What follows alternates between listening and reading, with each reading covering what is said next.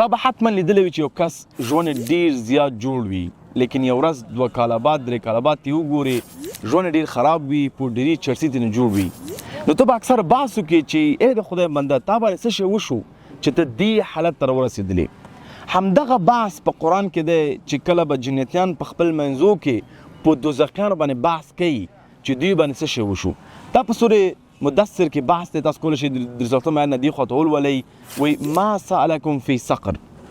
وایي څه شی تاسو باندې وشو چې په سقر کې په دې جهنم کې تاسو راغلی او دوی ورته 3 او 4 ډېر جالبه جوابونه ورکوي یو بحث دا وي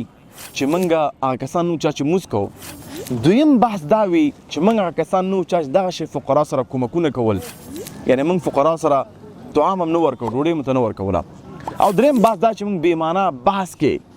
موږ ککړ وو مصروف وو پکې اخته وو پکې او دریم دلیل دا و چې موږ همدا کارونه کول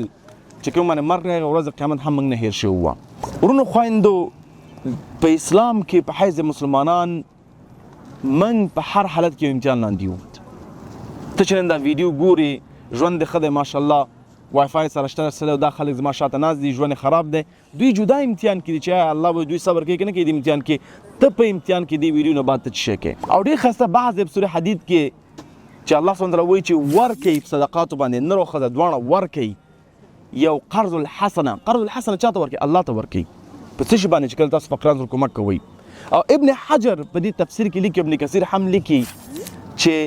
یعنې ته چاته چې قرض ورکوې یو چاته قرض ورکړو بیا سبا مشکل کې یې نو ته ډېر ډاډه تلی شې کس ته وایي چې ورو ګوره تا سره ما کومک کړی و قرض مې درکړی ستا دپاره ما دا کار کړی و ته بېرته ما سره کومک زه مشکل کې یم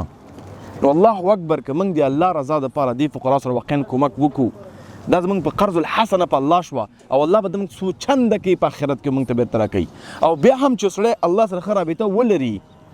نو هغه چې کوم مشکل کې وي الله ته دعا وکړي هغه مشکل به الله ته حل کړي ځکه ته وایې چې د الله بندګانو مشکل دې حل کو او د دوی زړونو تا ته دعا وکړه ورونو خویندو نه غواړم دا بحث ډېر اوږد کړمه لیکن هر یو کس چې په دې خیر کار کې دخیل دی که هغه یو څوک ویډیو شیر کوي یو څوک ویډیو خپل فامیلي ګروپ ته لیږي کومک کوي دعا کوي یو همکاري کوي فزیکي دلته لګیا دی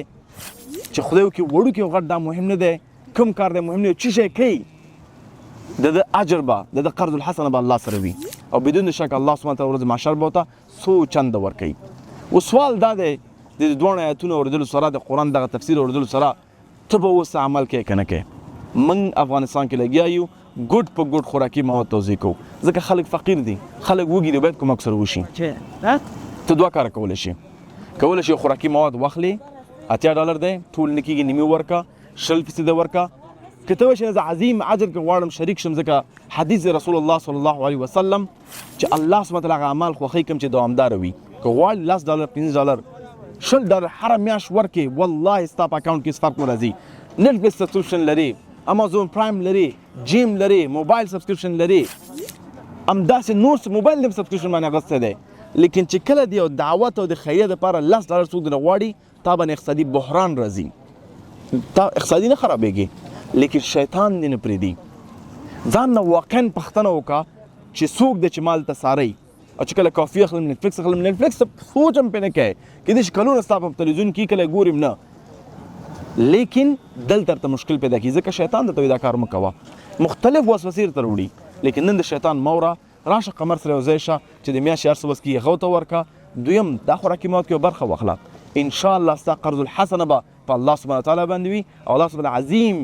ذات دی په ورځ محشر به څو چنده کې بېرته به درکړي ورته بارک الله فیکم